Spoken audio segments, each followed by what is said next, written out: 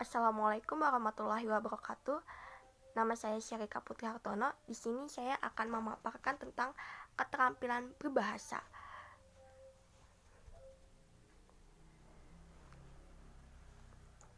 Jadi, keterampilan berbahasa dibagi menjadi 4 keterampilan, yaitu menyimak, berbicara, membaca, dan menulis.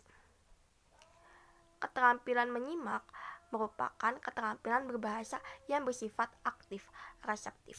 Artinya, dalam kegiatan menyimak, seseorang harus mengaktifkan pikirannya untuk dapat mengidentifikasi bunyi-bunyi bahasa, memahaminya, dan menafsirkan maknanya, sehingga tertangkap pesan yang disampaikan pembicara. Hakikat menyimak berhubungan dengan mendengar dan mendengarkan. Menurut Supiantoro dan Hartono menyatakan bahwa mendengar adalah peristiwa tertangkapnya rangsangan bunyi oleh panca indera pendengaran yang terjadi pada waktu kita dalam keadaan sadar akan adanya rangsangan tersebut. Sedangkan mendengarkan adalah kegiatan mendengar yang dilakukan dengan sengaja, penuh perhatian terhadap apa yang didengar.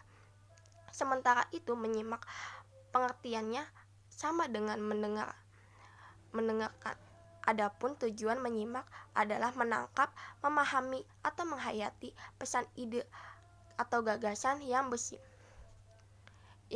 tersirat dalam bahan simakan. Keterampilan berbicara. Berbicara merupakan suatu proses penyampaian informasi, ide atau gagasan dari pembicara kepada pendengar.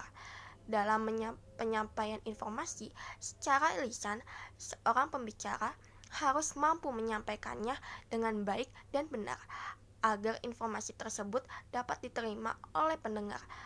Tujuan berbicara secara umum adalah karena adanya dorongan keinginan untuk menyampaikan informasi atau gagasan kepada orang lain yang diajak berbicara.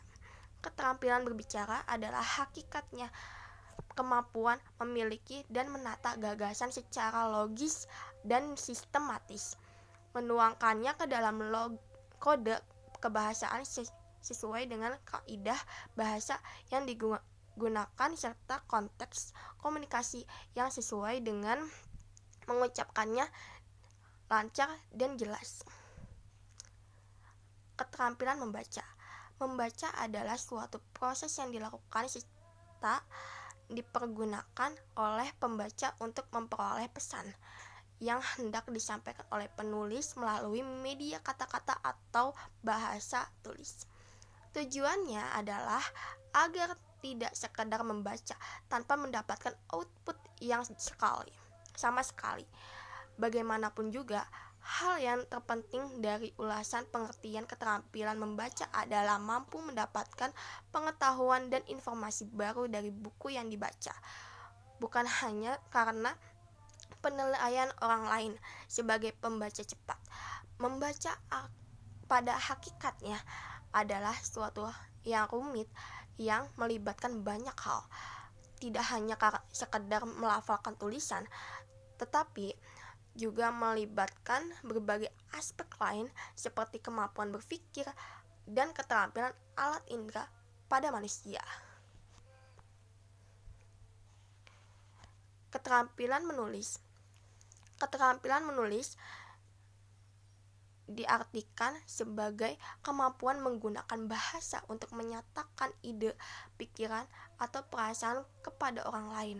Dengan menggunakan bahasa tulis, manusia merupakan aktivitas mengekspresikan ide, gagasan, pikiran, atau perasaan ke dalam lambang-lambang kebahasaan.